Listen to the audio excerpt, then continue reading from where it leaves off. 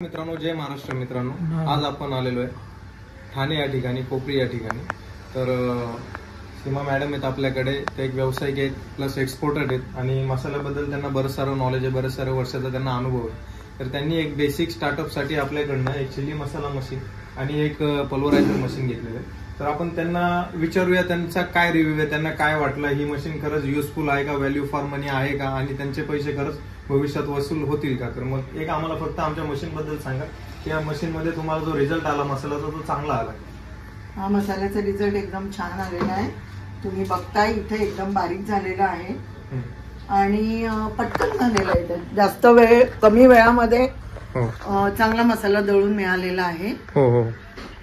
त्याच्यानंतर मी जे आटा चक्की जी घेतलेली आहे त्याच्यात मी नेहमी गव्हाचं पीठ दळते, आज आता त्यांनी मला ज्वारीचं पीठ दळून दाखवलेलं आहे आणि अतिशय सुंदर पद्धतीने झालेलं आहे। हे ज्वारीचं पीठ आहे।